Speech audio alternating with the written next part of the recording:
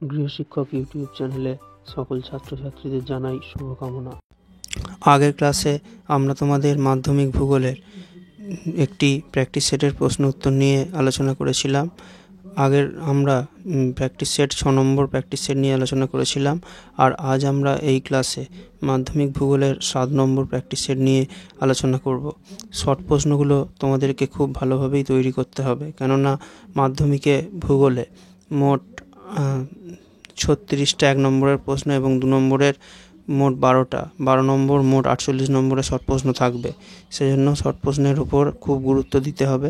Short প্রশ্নে যদি আমরা ভালো নম্বর তুলতে পারি তাহলে কিন্তু আমরা ভূগোলে খুব ভালো নম্বর অবশ্যই তুলতে পারবো। ঠিক আছে, তাহলে যাদের ভূগোল ভালোভাবে তৈরি হচ্ছে না তারা শর্ট প্রশ্নগুলোকেই আগে ভালোভাবে তৈরি করো। আর আমাদের চ্যানেলে যারা প্রথম তারা চ্যানেলটাকে সাবস্ক্রাইব করে বেল আইকনটা প্রেস করে রাখবে, তাহলে আমাদের চ্যানেলের নতুন ক্লাসগুলো তোমরা অবশ্যই দেখতে পাবে। ঠিক আছে, তাহলে আজ আমাদের আলোচনার প্রশ্ন, আরোহণ প্রক্রিয়ায় সৃষ্ট একটি ভূমিরূপ হলো, এটা হবে সবগুলো বদ্বীপ, ড্রামলিন, বালিয়ারি সবগুলো। এরপর একটা প্লায়া হ্রদ সোনেরান মরুভূমিতে পরিচিত কী নামে? এটা হবে বোলসন নামে, অপশান খয়েরটা। পরের প্রশ্ন, উত্তর গোলার্ধের বৃহত্তম মহাদেশীয় হিমবাহের নাম? এটা হবে স্টর্টম, গ্রিনল্যান্ডে, অপশান গয়েরটা। পরের প্রশ্ন, আপেক্ষিক আর্দ্রতা সর্বাধিক হয় কখন? এটা হবে অপশান খয়েরটা, ভোরবেলা। পরের প্রশ্ন, আকাশে মেঘাচ্ছন্নতার পরিমাপের একক কী? এটা হবে অক্টাস, অপশান কয়েরটা। পরের প্রশ্ন, উপসাগরীয় স্রোতের জলের রং কী হয়? এটা হবে অপশান গয়েরটা, নীল। পরের প্রশ্ন, স্বচ্ছ ভারত অভিযান কবে শুরু হয়েছিল? এটা হবে 2রা অক্টোবর 2014, অপশান গয়েরটা। পরের প্রশ্ন, ভারতের কোন প্রতিবেশী দেশের সঙ্গে সীমারেখার দৈর্ঘ্য সর্বাধিক? এটা হবে অপশান ঘয়েরটা, বাংলাদেশ। পরের প্রশ্ন, মৌসুমি বায়ু যে রাজ্যে সর্বাধিক বৃষ্টিপাত ঘটায়? সেটা হবে অপশান কয়েরটা, কেরল। পরের প্রশ্ন, বনসৃজন শব্দটি সর্বপ্রথম কে ব্যবহার করেছিলেন? এটা হবে ওস্টোবি, অপশান খয়েরটা। ঠিক আছে, পরের প্রশ্ন, তৃষ্ণার্ত ফসল কোন ফসলকে বলে? এটা হবে অপশান কয়েকটা, ধান। পরের প্রশ্ন, একমাত্র বন্দর কেন্দ্রিক লৌহ ইস্পাত শিল্পকেন্দ্র কোনটি? এটা হবে বিশাখাপত্তনম, অপশান খয়েরটা। পরের প্রশ্ন, ভারতের প্রথম আদিমশুমারি কবে হয়েছিল? এটা হবে অপশান ঘয়েরটা, 1872 সালে। পরের প্রশ্ন, পৃথিবীর প্রথম কৃত্রিম উপগ্রহ? এটা হবে অপশান কয়েরটা, স্পুটনিক। ঠিক আছে, এরপর কি আছে? এরপর হচ্ছে যে শুদ্ধ অশুদ্ধ যেগুলো আছে সেইগুলো।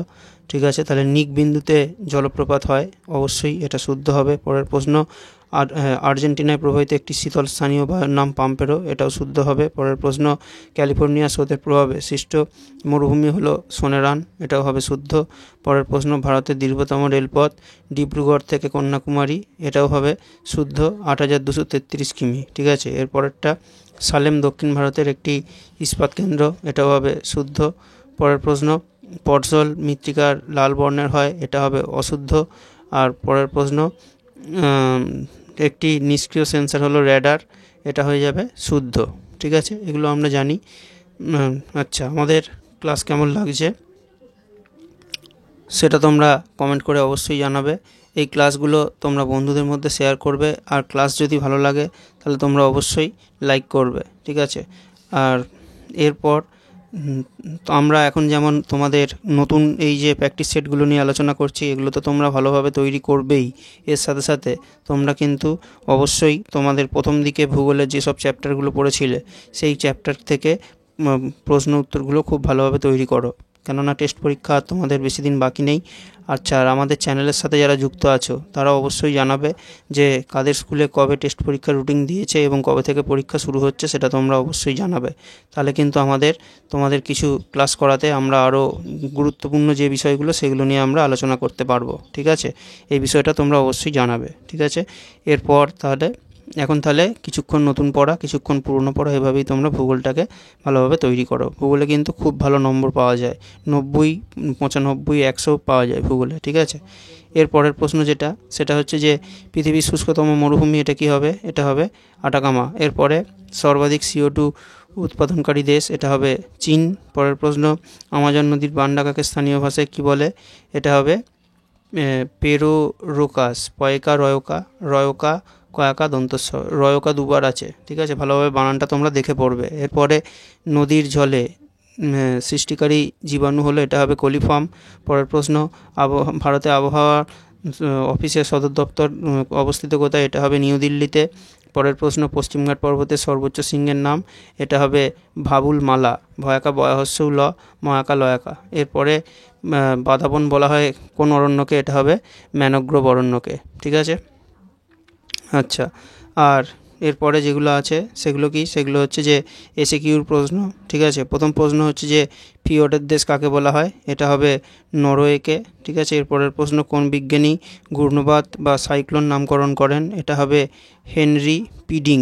এটা একদম নতুন প্রশ্ন। এরপরে পেরিজি অবস্থানে চাঁদকে সর্বাধিক বড় দেখায়, এই অবস্থায় চাঁদকে কি বলে?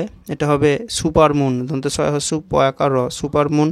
ঠিক আছে, এরপরের প্রশ্ন, ল্যান্ডফিলের বর্জ্য ধোয়া জলকে কি বলে? এই প্রশ্নটা আমরা আমাদের চ্যানেলে আগে অনেকবার আলোচনা করেছি। তোমরা এই প্রশ্নের উত্তরটা কমেন্ট করে আমাদের জানাবে। ঠিক আছে, এরপরের প্রশ্ন, ভারতের বৃহত্তম জেলার নাম কি? এটা হবে কচ্ছ। পরের প্রশ্ন, কার্পাসের তন্তু বীজ থেকে আলাদা করার প্রক্রিয়াকে কি বলে? এটা হবে জিনিং। বর্গীয় জ হস্যি দন্তের ন হস্যি অনুস্বার, জিনিং।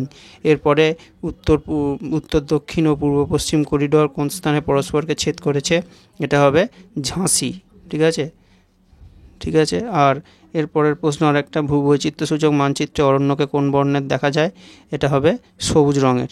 ঠিক আছে, আচ্ছা। আর এরপরে কি আছে? এরপরে আমাদের ম্যাথ যেগুলো আছে, প্রথমে দেওয়া আছে পেডিমেন্ট, তারপরে হচ্ছে কার্পাস, তারপরে অস্থানু শিল্প, আর তারপরে হচ্ছে যে করমুক্ত বন্দর। ঠিক আছে, তাহলে পেডিমেন্ট কি হবে? পেডিমেন্ট আমাদের হয়ে যাবে, পেডিমেন্ট নামকরণ করেছিলেন গিলবার্ট। কার্পাস হবে, কার্পাসের বীজের নাম সুজাতা। অস্থানু শিল্প, কার্পাস বয়ন শিল্প, এটা আমরা জানি। আর করমুক্ত বা শুল্কমুক্ত বন্দর যেটা, সেটা হচ্ছে কান্দালা এটা। ঠিক আছে, আচ্ছা। এরপর আমরা 2 নম্বরের প্রশ্নগুলো একবার দেখে নেব। 2 নম্বরে এখানে একটাই আছে এই পাতায়, বাকশুণ্ড অথবা নিরপেক্ষ আর্দ্রতা। বাকশুণ্ড আমরা হিমবাহ পড়ার সময় দেখে নিয়েছিলাম, আর নিরপেক্ষ আর্দ্রতা ওটা বায়ুমণ্ডলে আছে, এটা আমরা আলোচনা করেছি। ঠিক আছে, এরপরে যেটা আছে প্রশ্ন, বান্ডাকা কি? সমষ্ণ রেখা।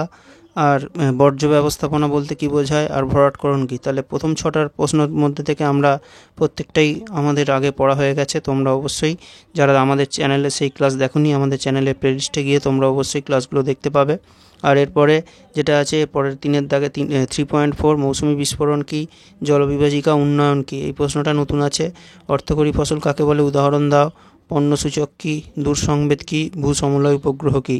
এখানেও কিন্তু বাকি যে প্রশ্ন আছে, এখানে পরের 6টা থেকে 5টা প্রশ্ন কিন্তু আমরা আলোচনা করে দিয়েছি। তোমরা আমাদের চ্যানেলের প্লেলিস্টে গিয়ে প্রত্যেকটা প্রশ্নের আলোচনা খুব ভালোভাবেই দেখতে পাবে।